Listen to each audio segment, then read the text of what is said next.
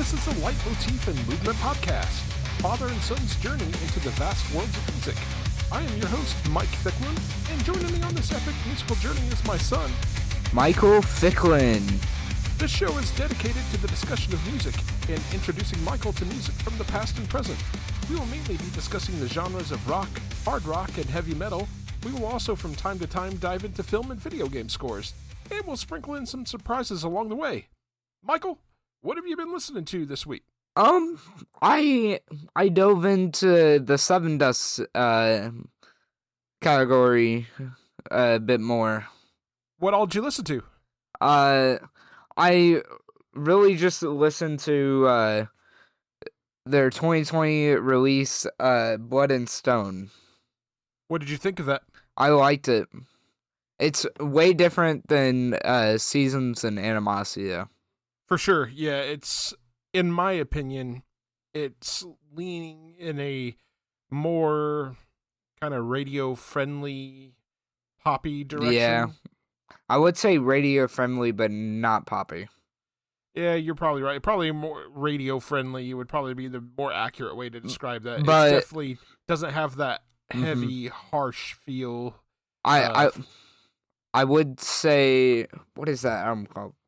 I would say it would be like a poppy radio-friendly thing for their Truth Killer, their 2023 release. Have you listened to Truth Killer? I have listened to like one song and I did not like it. No. Yeah. Any particular reason why? It just doesn't feel like Seven Dust. Yeah. To me. They kind of changed their musical direction with the last couple of albums. I'm kind of in your boat. I'm not really a big fan of them. It just feels like they've lost a little bit of their edge. It's a little too radio friendly for me. What happened to Face to Face? Definitely a long way from that, isn't it? Yeah. I mean, to be fair, you can't stay angry all your life. Yeah, true. Holding a grudge for that long is not good for your health.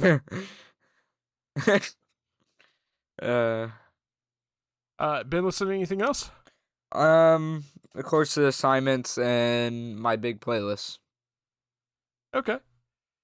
For me, I've been listening to some more Anthrax. I've actually started getting into the John Bush era of the band, and there's this big difference in the sound of the band.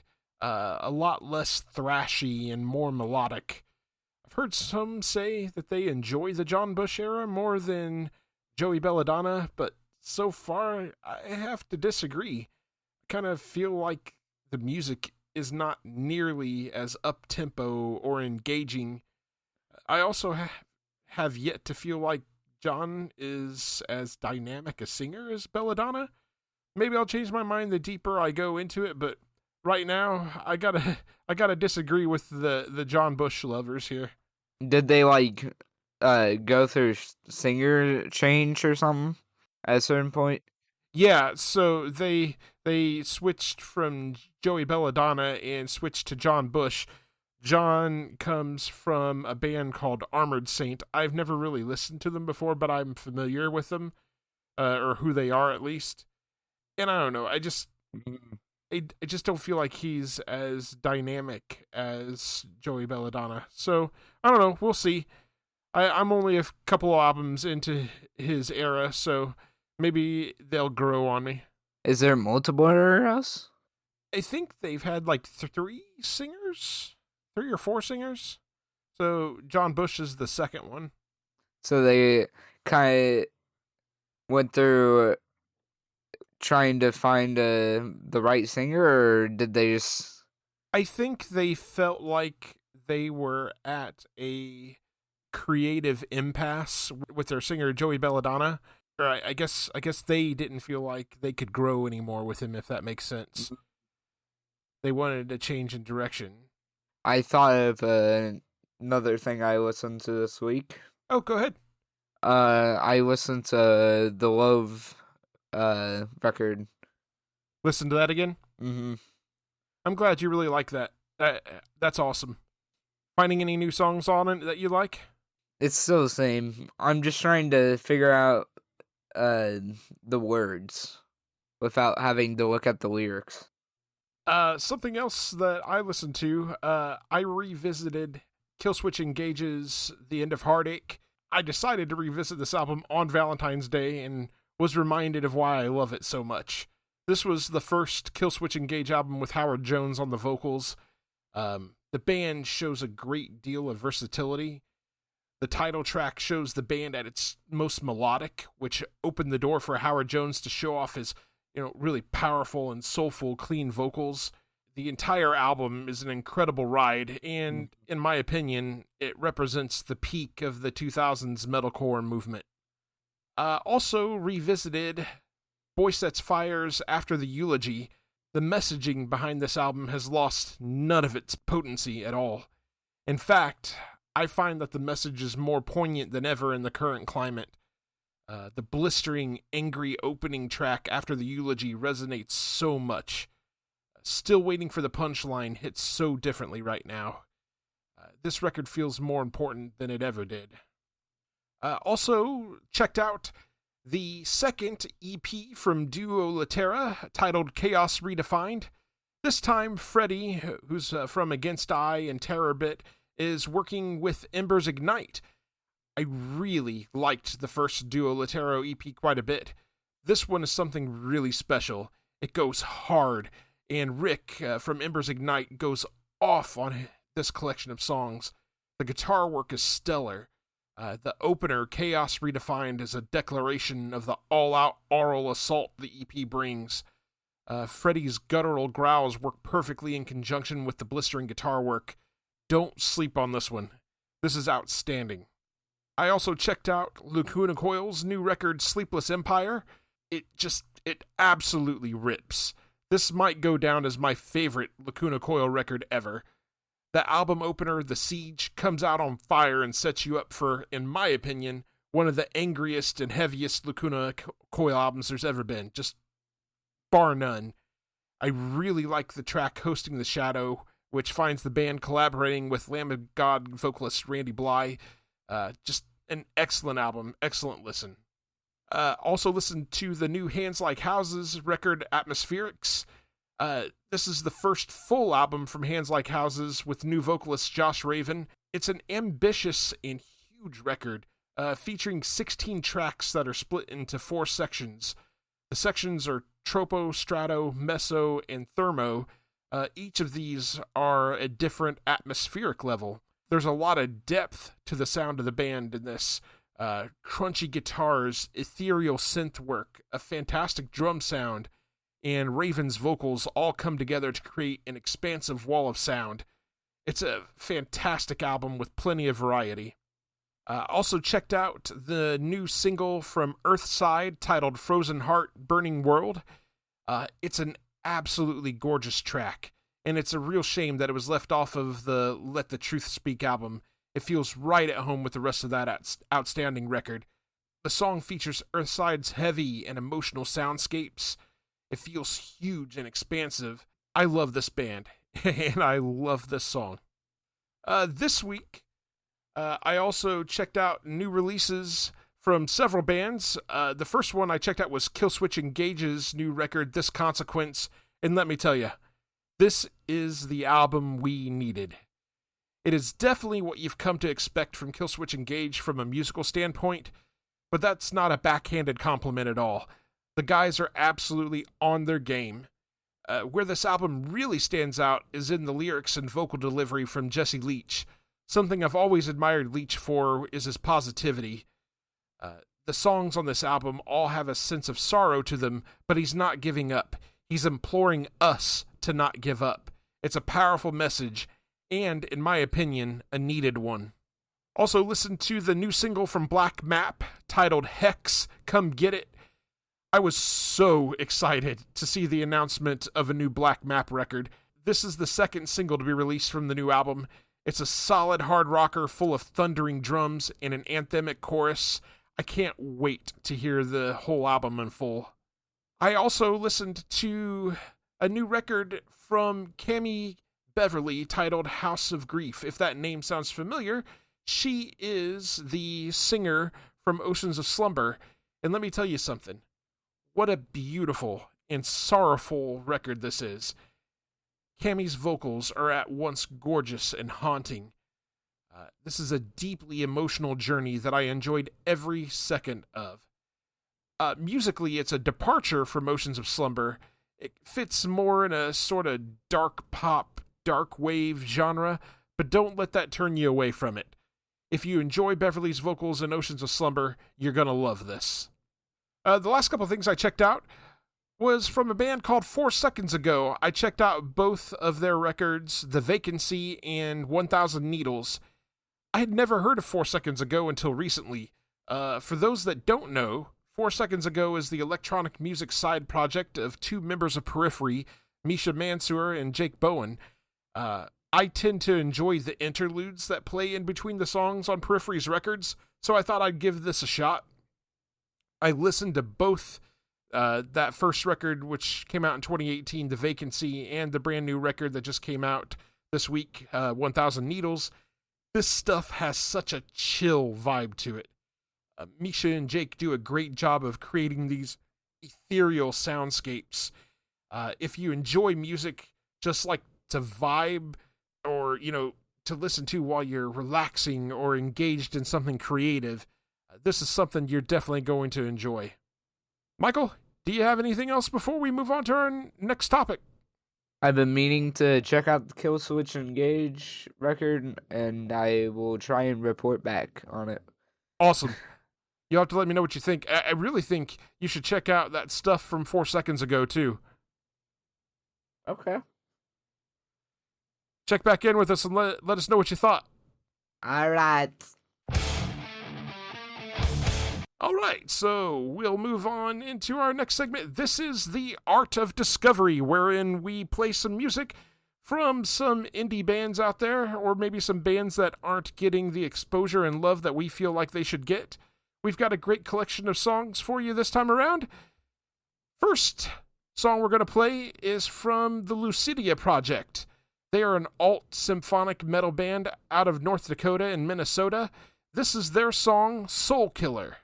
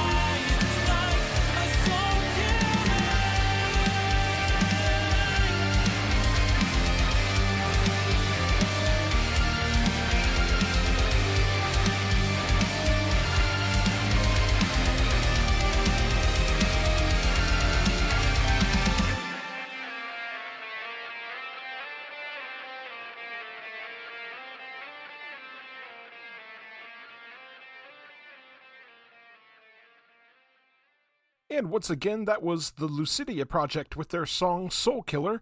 You can purchase their music on most digital music stores.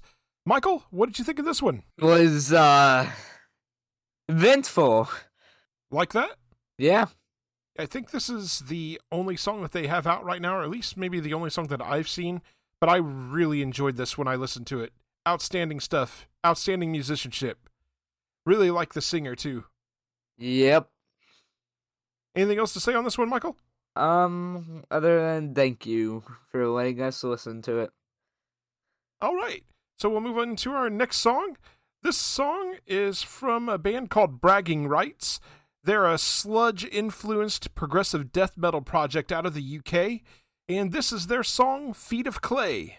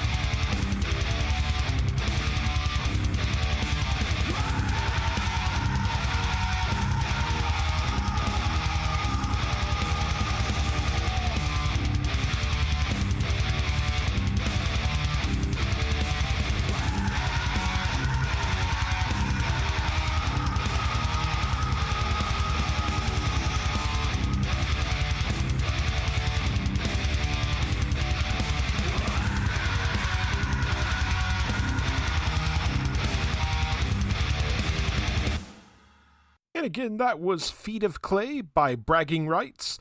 This is from their 2024 album, Small Gods. You can purchase this album in physical or digital on their Bandcamp page. Michael, what'd you think of that one? Song is heavy. Heavy metal. Goes hard as hell, right? Yeah. Did you like it? Yeah, I did. You got anything else to say on this one? Nope. Other than heavy metal. All right, so that'll bring us to our final song on the Art of Discovery. This is Chaos Redefined by Duo Latera. Duo Latera is a melodic death metal band out of Gothenburg, Sweden.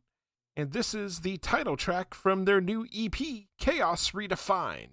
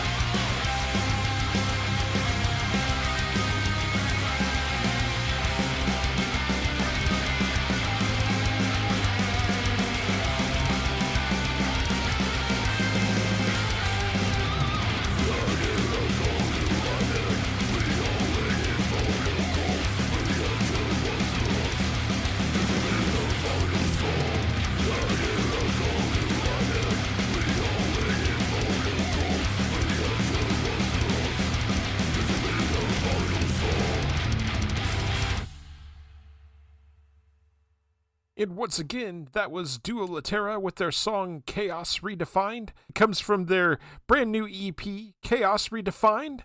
You can purchase the digital EP on the Twisted Flesh Recordings Bandcamp page. Michael, what'd you think about that one? Heavy song. Yes. I feel heavy. A trend. It's 2 straight heavy songs metal. Of nothing but straight heavy metal. Did you like that one? Yeah. Awesome. You should check out the entire EP. It's fantastic. All right. Michael, do you have anything else on this segment before we move on? Nope. All right. Well, we would like to thank all of the bands for letting us play a song from each of them on this segment. And if you would like to be featured on another one of our episodes in the Art of Discovery, feel free to reach out to us either through our social media accounts or shoot us an email at lightmovepod@gmail.com.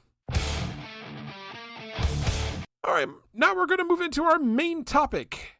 This time we are breaking down Rush's 1976 release, 2112. 2112 is the 4th studio album by Canadian rock band Rush, released in March of 1976 by Mercury Records.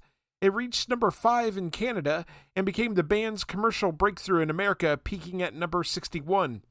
The band had been in financial hardship due to the disappointing sales of their previous record, Caress of Steel, and it had also gotten a very unfavorable critical reception, and they saw a decline of attendance at their shows.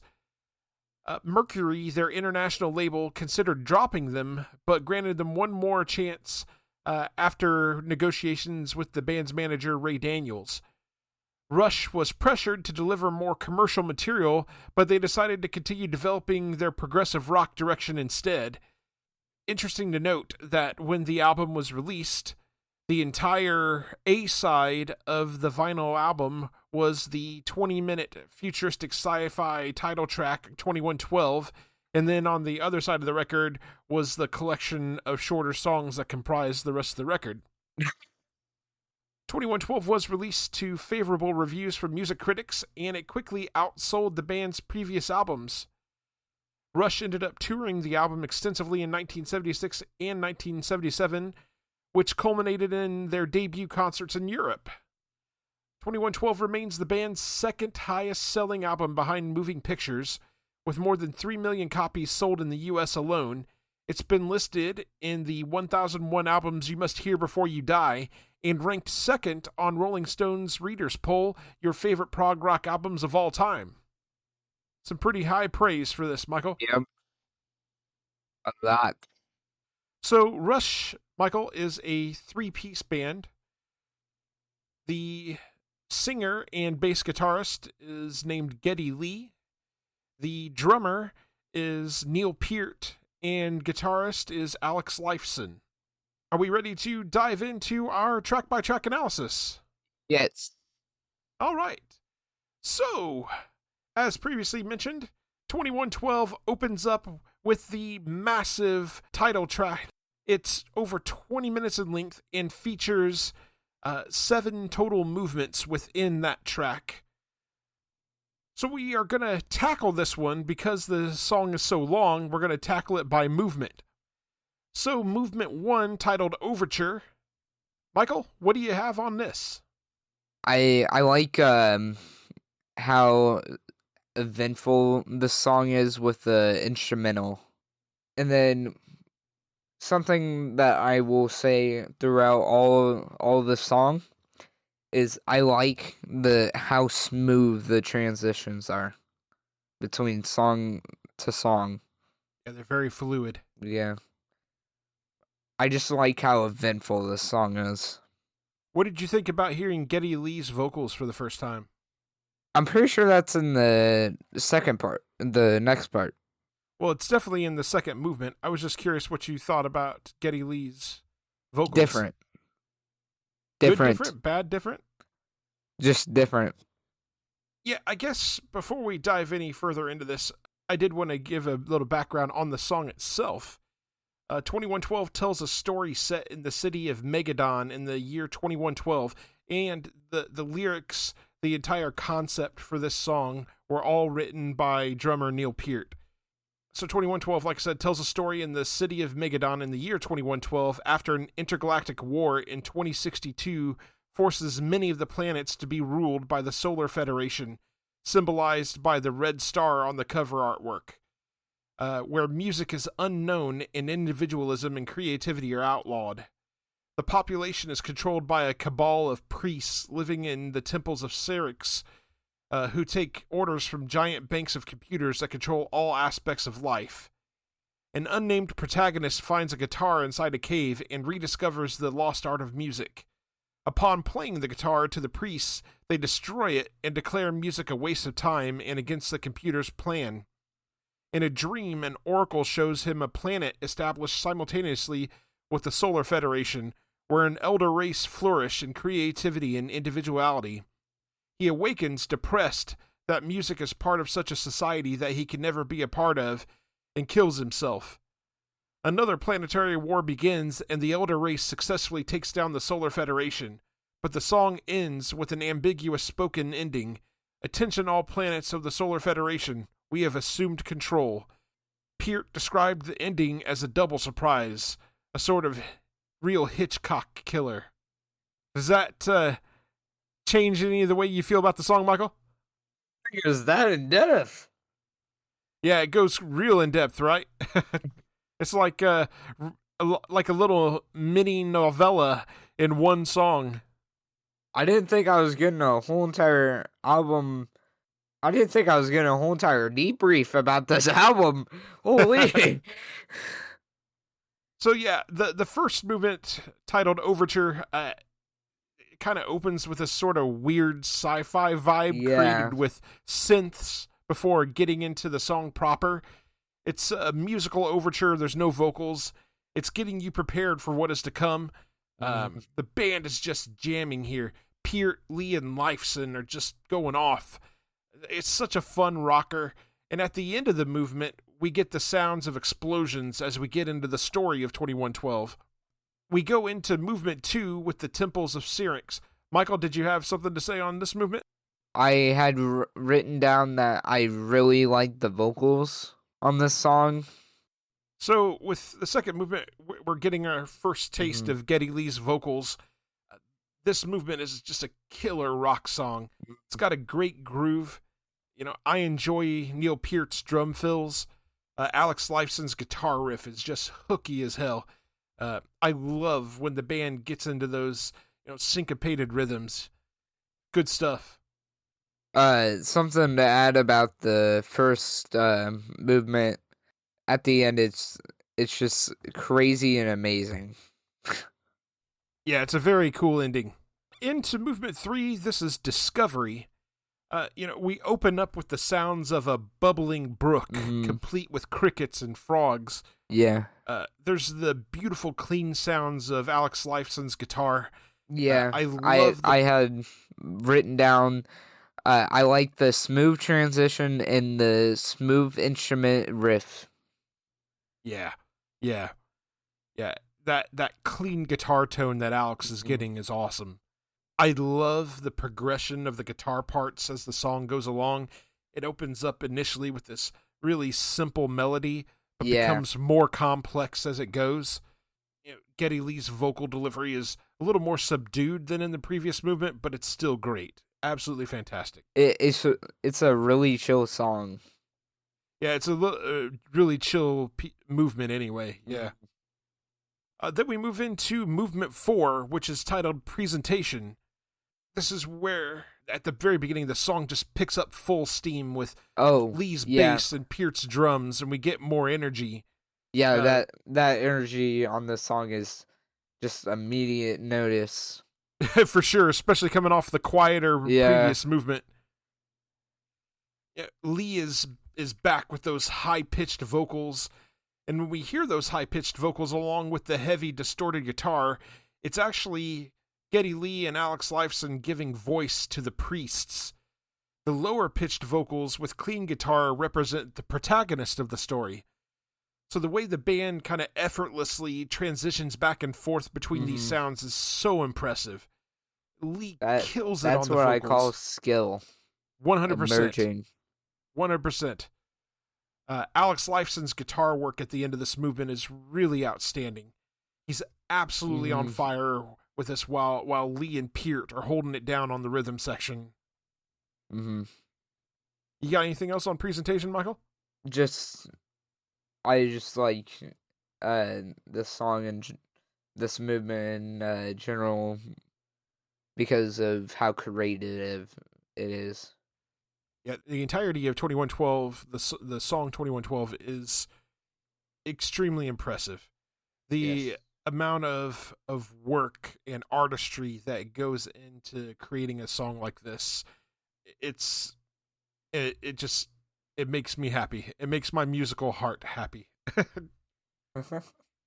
So we move on from movement 4 to movement 5, titled Oracle the Dream. This is a short movement that's more quiet and subdued. The guitar work is gorgeous. It does pick up towards the end of the song as the protagonist has a possible prophetic vision of what is to come. I love these seamless transitions or changes mid-song that we've heard several times, and again in this song. It's really, really impressive. I just find this song just, I like how it chills through most of the song, and then it gets to the like really hyper section of the it kind of builds a bit to like a Yeah. crescendo almost. Yeah, could see that. Anything else on this movement before we move on? Yeah, I could see the crescendo on this song with that moving towards the hyper part of this song. Yeah, the heavier part of it, if you will. I like it being called hyper. So we'll move into movement 6. This is titled Soliloquy. And we're back to the sounds of that bubbling brook. Alex Lifeson's guitar work here, it kind of has a almost melancholy, bluesy feel to it. Geddy Lee's vocals, again, are outstanding here. What do you got on this one, Michael? For some reason, I didn't write anything down for this song.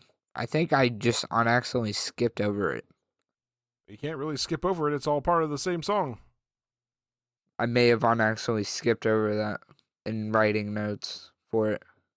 Okay, so we'll move into movement 7. This is Grand Finale. This one is an up-tempo number for this final movement to close out the song. And Neil Peart absolutely plays his ass off on the drums. The band in general is just on a killer jam. I don't want to know how fast they have to be moving for that. Geddy Lee's bass work on this entire song has been outstanding, but it really stands out here with Peart's drum work. Just an outstanding finish. Yeah, this song's amazing. Closes up the entire story with a big bang. I mean, it is a big bang. At the end of the song, there is a big bang. There absolutely is. It's like fireworks. Actually, I think it's meant to be the sounds of war. It sounds like the 90s explosion sound. Michael, what do you got just overall on the song 2112? Eventful. Knowing the debrief about the song, I don't really know. You don't really know because it's something that I would have to re-listen to like get, after knowing what the song's actually about. Now let me ask you this. Did you actually like listening to it? Yes. I remember you telling me there was movements in the song, but for some reason, I could not figure out the movements at first until I finally looked at Wikipedia. I mean, there's always a drastic change in sound with each movements. But also, it's something that I have gotten used to after listening to so many bands. I have that problem with a lot of the albums we listen to is I don't realize the song changes. I have to look at what software or app I'm using That's to because you're only realize. half paying attention, sir. No, I'm full paying attention. It's just the transitions are normally so good. Like if it's like something like Inside going from what's the second last song on 5150? I can't The think second now. to last song is the actual title track. Oh, yeah. That's noticeable. Like real noticeable. But there with this song it's a thing where I had to look it up type thing to figure out when the transition is and everything. I think I can summarize this song in one word: epic. It's just epic. I have so much admiration and respect for Neil Peart as a songwriter. He was an amazing drummer. He obviously had an amazing imagination. Outstanding work putting this song together. The band just is on fire for this one. It makes my prog heart happy. And for this album coming out in 1976, it sounds amazing. Yeah. The mix on it, everything about the way it was recorded still holds up really well, right? Yeah. And that's what I've realized after listening to so many of these old albums is most of them age well. Yeah, I mentioned this to you on another episode, but Previous. the reason why some of this stuff holds up as well as it does is because it was truly original for its time period. It was a lot of these guys are the originators of these sounds. So anything that comes afterwards or that is influenced by these guys becomes derivative of these guys, right? So that's why So it the originators diverts. tend to stand out more. Okay, so moving along from 2112, we'll move into track number 2 finally. This was actually the first track on side B of the vinyl. This is A Passage to Bangkok. Michael, what do you got on this one? I like the beginning of the song with that guitar riff, that 4-string, or like I don't know what to call it, but it's just amazing. And then it immediately brings in the vocals. I like that. It just has a very simple riff and hooky song. Yep, I've always really loved the guitar riff to the song. It's, like you said, it's really simple and hooky. I really enjoy Geddy Lee's vocals on this one, especially when he puts the inflections in his tone. Compared to the epic song 2112, this feels like just a basic rock and roll song, but the band still manages to kill it. I mean, Lifeson has a very good guitar solos towards the end of the song. It's just an outstanding hard rocker. I'd like to bring up that the difference between plays on Spotify between 20 whatever the title song, 2112. and the second song on the album, it is 6 million difference. And then right after the second song, it drops to 6 mil. So is 2112 the most listened to track on it? Yes. Okay. It is 232,728 plays. And then on A Passage to Bangkok. it is 20,755,422. Then on the Twilight Zone, it goes to 6 million. Oh, yeah, that's a big old steep drop off. 976, 300, 367. Then That's it crazy. goes to 5 Oh, mil, yeah. and then the lowest it gets is with tears or tears, close, something like that. And it goes to 4 mil. Yeah. Big drop off as the album Yeah. goes. That's interesting. And then it jumps back up on the last track. So, Geddy Lee has been quoted as saying A Passage to Bangkok is a song about marijuana.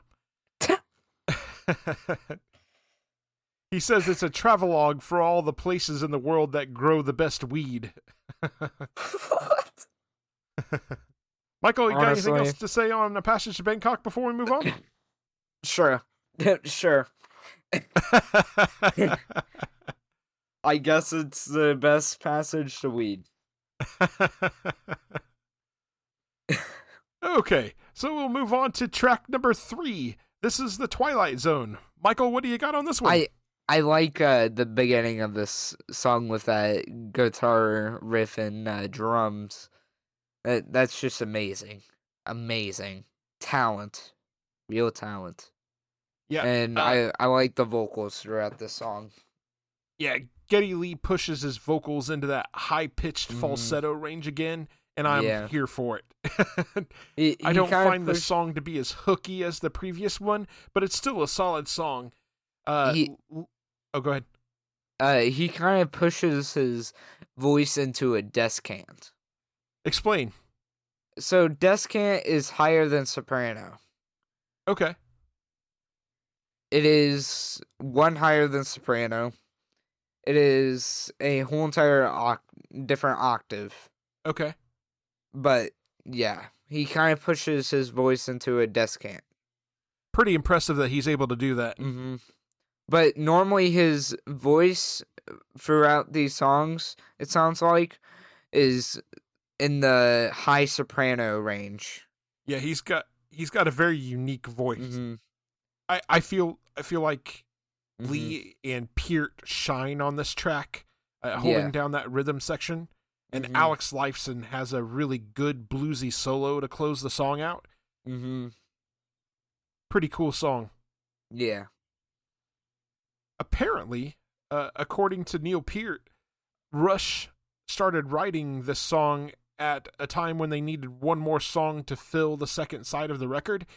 And Peart said it was written and recorded all in one day. He says that the band were huge fans of the Twilight Zone TV series and based the song on the stories written for it from its host, Rod Serling. So that's interesting to note. You ever heard of the Twilight Zone TV show, Michael? Nope. It was an anthology series that was kind of light horror suspense. It was very popular. Michael, you got anything else on this one? Nope. All right. So we'll move to track number 4. This is Lessons. Michael, what do you got on this one? I like this song. I like the beginning with that acoustic guitar sounding, and then it just starts picking up, and then it kind of crescendos up, it sounds like, and then it jumps into the vocals, and then I think it's halfway through the song, it gets into that like quiet but with like loud vocals with the instruments. I like this song. Yeah, I really like the clean guitar work during the verses on the song. This one is a really good hard rocker that is much more my speed. Again, More your speed. exactly. Yeah. Again, Lee's bass work and vocal work really stand out. Alex Lifeson contributes a fun guitar solo to close the song out. It's just fantastic. I like these more up-tempo songs. I really like when the band goes up-tempo. And Lessons, interestingly, is one of the few Rush songs that was written solely by Alex Lifeson. Michael, you got anything else on lessons? Other than the song's just really good. Yes, it is. Fantastic.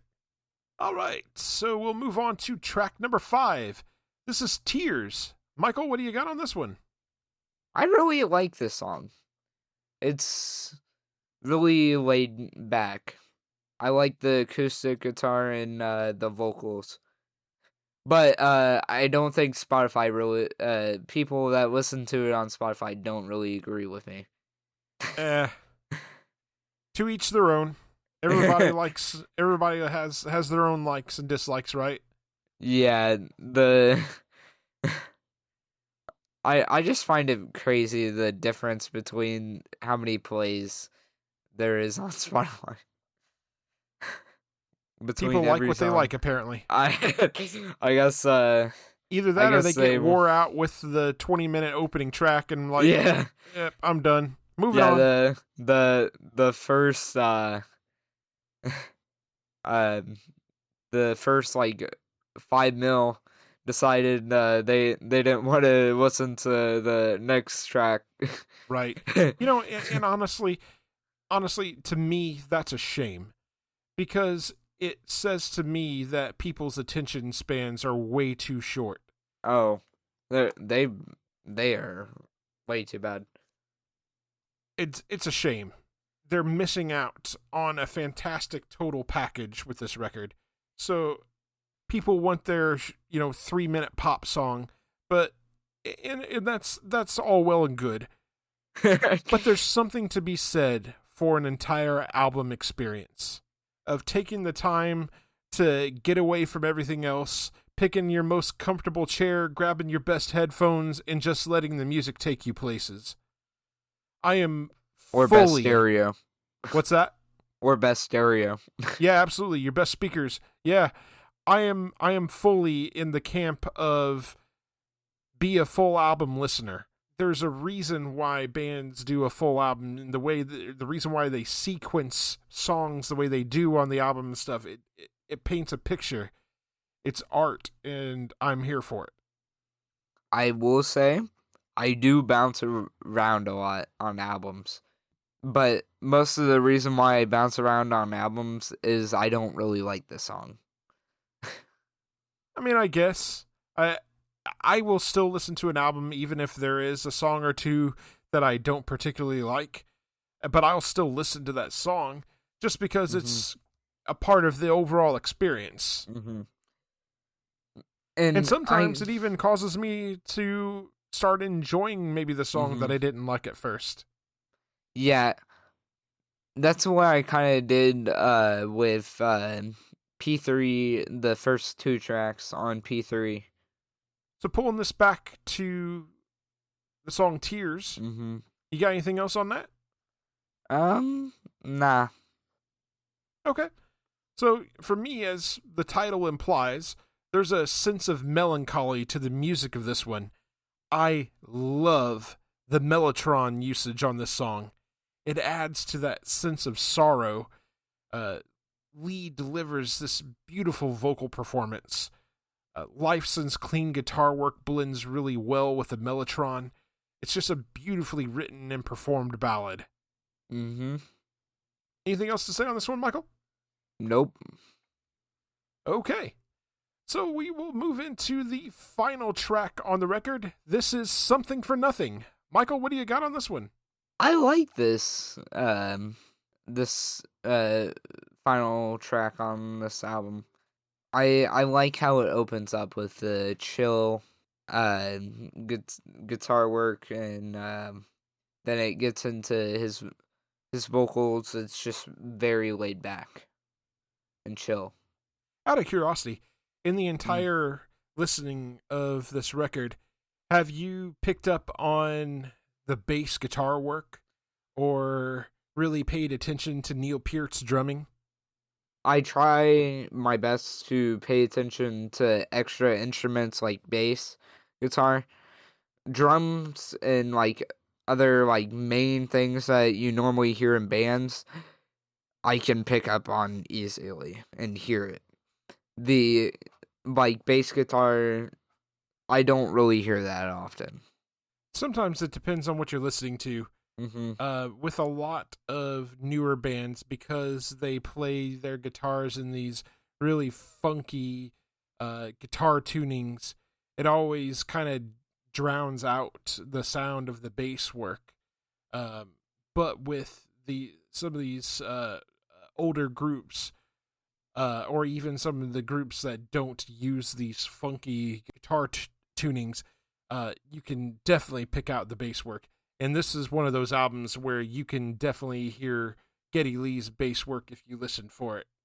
He's phenomenal. But like I said, I have to know it's there to be able to listen to it that closely. And Fair enough. with normal guitar and drums, I know it's gonna be there for most of the bands. Do you have anything else to say on Something for Nothing? It's just really chill, nice chill ender.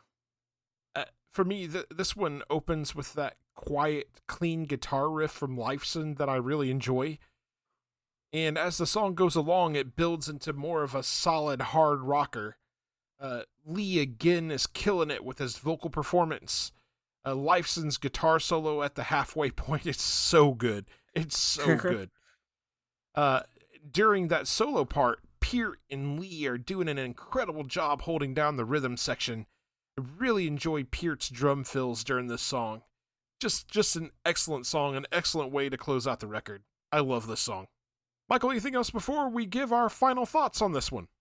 Nah. Okay. So, Michael, give us your final thoughts on 2112 and give us your rating out of 5.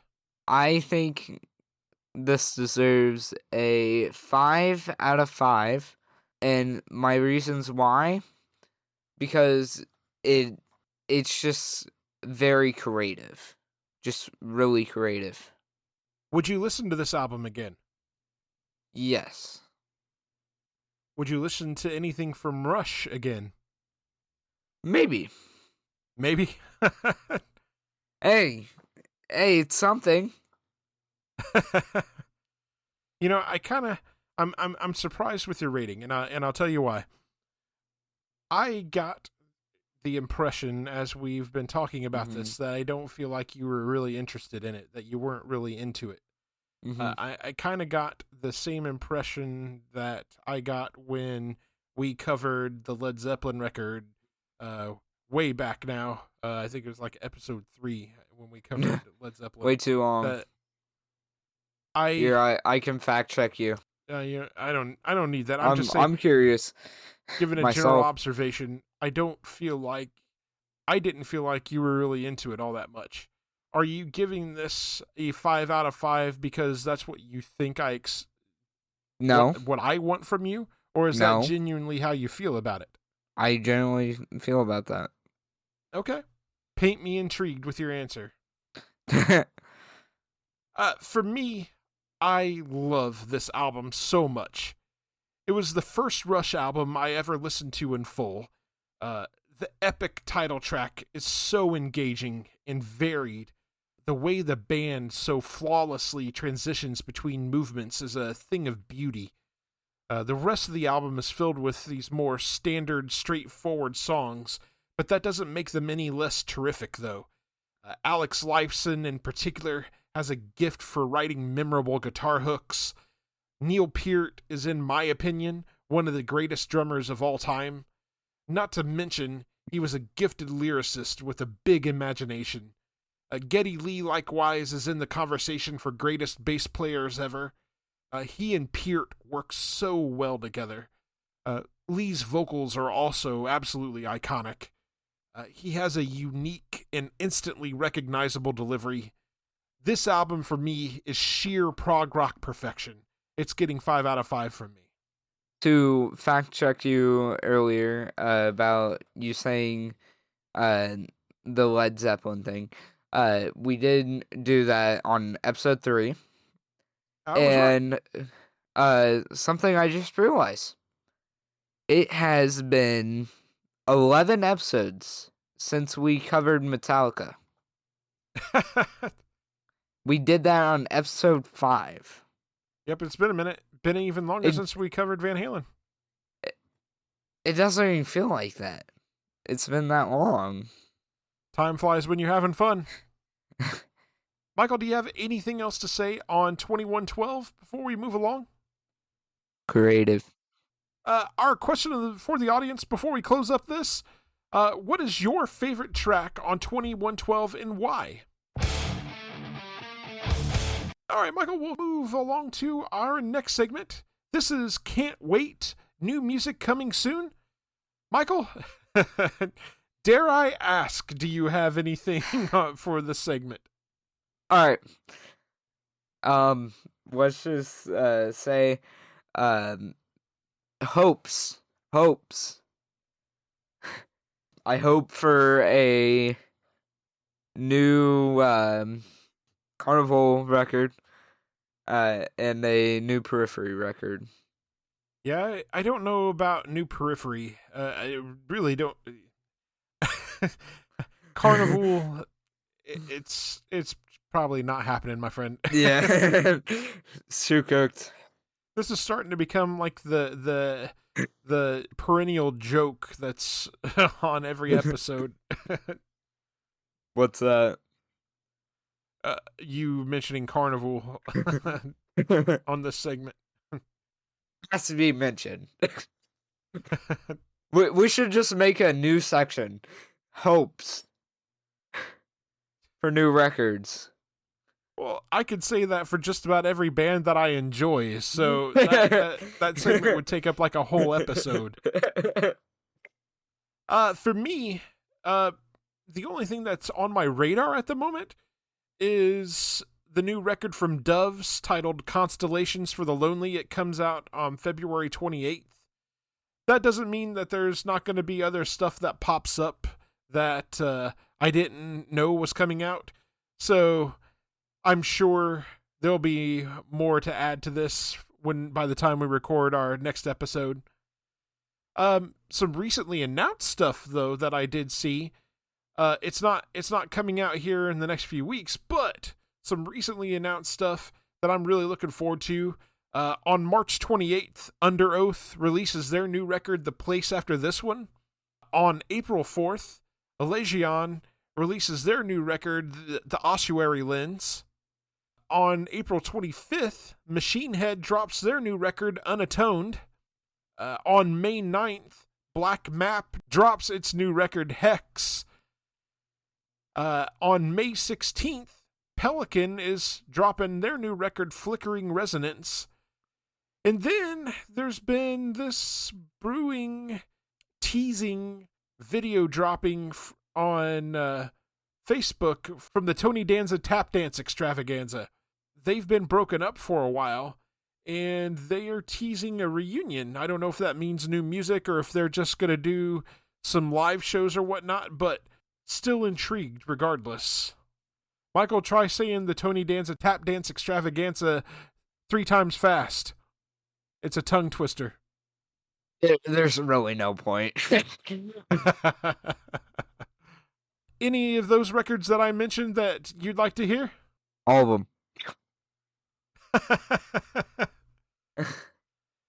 Yeah, I'm pretty sure that you haven't heard anything from any of these guys before, and that's okay. Black Map, just for your knowledge, their guitar player is the guitar player from Dredge. His name's Mark Ingalls. This is another project of his, and they're more of a straightforward kind of hard rock, heavy metal act. Michael, you got anything else for Can't Wait before we move on? Nope. All right. So we will move on to our next segment. This is our listener feedback segment. We haven't had any in quite a while, but we've got a couple of pieces here that we're going to comment on here. First piece comes from Ron from Spotify. He's commenting on our recent episode that we did on Seven Dust Seasons. He says, "Yay, chapters are back. Thanks. Loved the bonus episodes, and as always, great job, guys. Would love to hear you guys cover some Atreyu, maybe The Curse or Congregation of the Damned. I also would like to hear Michael's thoughts on any Billy Idol or Elton John music he hasn't heard before in his journey of experiencing new to him music. Keep up the great work, fellas. Thanks, Ron. We appreciate that. And yeah, you're absolutely right. We do need to introduce Michael to some Atreyu. I definitely intend to introduce him to some Billy Idol and some Elton John. I just haven't quite decided how I want to do it yet. I don't know if I'm going to introduce him via individual songs or if I want to do entire records. More to come on that, Ron. Great recommendations. So I just scrolled very fast through every episode for the past 3 episodes. And the last time we got listener feedback and we read it on the show was episode 12. Yep, been quite a while. Yeah. Our next piece of listener feedback comes actually from our friends Me and You. He says, "Thank you two so much. Love hearing your opinions and interpretations. The rating, whew, y'all are great." And this came from YouTube. He's thanking us for our bonus episode review of his latest record. You're absolutely welcome, Me and You. Thank you so much for letting us get a chance to review your record. We've thoroughly enjoyed it. Yes.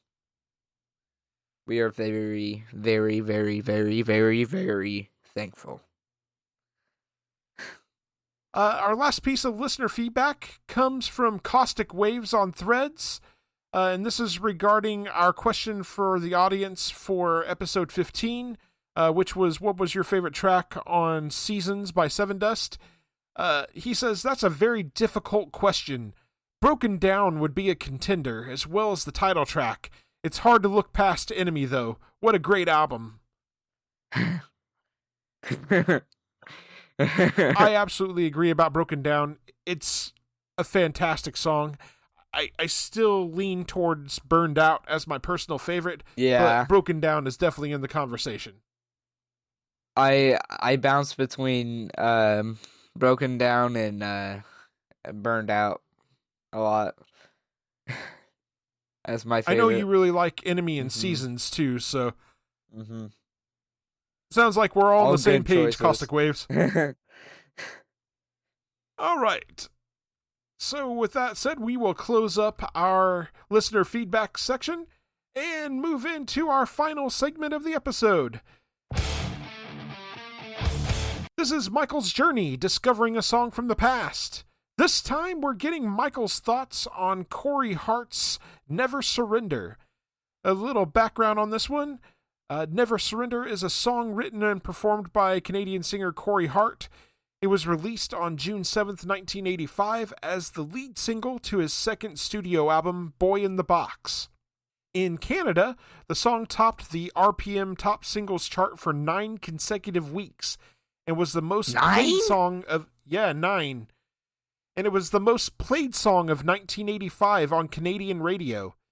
In the United States, it became his highest charting single on the Billboard Hot 100, peaking at number 3 in August of 1985.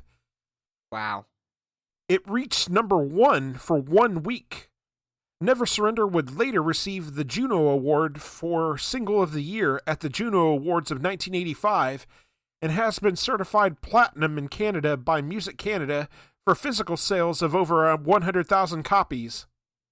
Ow. On the composition of the song, regarding actually the lyrical content, Corey Hart has been quoted as saying, "My mother influenced me with this ethic of never quitting on yourself or your dreams, no matter how challenging or daunting. I also greatly admired Sir Winston Churchill, reading many biographies on his life. He used this expression, never surrender, during the dark days of the Nazi attacks on Great Britain as a motivating inspiration for his countrymen." And with that said, Michael, let's get your thoughts on Never Surrender. I like how it opens up. Here in the background, it seems uplifting, really uplifting. Absolutely is. 100%. and knowing the history standpoint, it makes me like it even more. Are you talking about his love for reading about Winston Churchill? Yeah. Yeah. What did you think of the song itself? I say I really like the opening. I like how the vocals merge well with the instruments. It's just perfect. Perfection. I love the song, and I've loved it since I was a kid. The message behind it is such an empowering and uplifting one. The lyrics, the music, and the vocal melody has been burned into my memory eternally. I love the keyboard synth work that opens up the song before Hart's vocals come in. The simple and restrained guitar work works beautifully. I've always had a thing for a good sax solo in a rock song, and this song absolutely delivers on that front. If you've never heard this song before, or if you're feeling hopeless and lost, this song is definitely for you. I love this song so much. Michael, let's get your rating out of 5 on this song. I am going to have to rate this song a 5 out of 5. Michael gives it a perfect score, so Michael actually gave 2 perfect scores today. He's on a roll. Double wubble. All right, so up next for you, Michael, on your musical journey, you're going to listen to Chuck Berry's Johnny Be Good. I recognize that name. As well you should. And for our main topic on our next episode, we're going to discuss Van Halen's 1978 debut release, Van Halen. Self-titled. Van Halen. Yep. I see a trend with first albums from bands. It's self-titled most of the time. Some of them definitely are, yes. And actually, it's kind of a trend with Van Halen. They did 3 self-titled records, technically. Yeah. Van Halen, and then Van Halen 2, and then Van Halen 3. Yeah. Wow. And this is actually going to be your first experience with David Lee Roth, that singer. I'm looking forward to having that conversation with you. Technically, I have listened to some of the songs. Okay. I have listened to Jump. Jump is not from this record. That's actually from the last record that the band did with David Lee Roth before they split off and had Sammy Hagar join. All right. With that said, we do want to hear from you. We will read your emails and messages on the show. We have only one request. Keep them clean. There are several ways to contact us. You can email us at lightmovepod@gmail.com. You can also reach us on several social media platforms such as Facebook, Blue Sky, Instagram, and Threads. Details on how to connect with us are in the show notes. We are now part of the SPDM Crew Podcast Network. Check out all of the podcasts on the network by visiting spdmcrew.com. If you liked the show, subscribe to us on your favorite podcasting platform and share with your friends and family. We are available on Spotify, Apple Podcasts, iHeartRadio, and a variety of other platforms. We are also on YouTube. Can't find us on your chosen platform? Shoot us a message and let us know. Leave us a 5-star review on Apple Podcasts. This helps us to be found in the algorithm. Make them good and we'll read them on the air. Are you in a band and you'd like for us to check you out and possibly drop a recommendation on the show? Shoot us a message. We'd love to check you out and give you a shout. We'd like to thank you very much for listening to the Leitmotif and Movement podcast. Take care and enjoy music.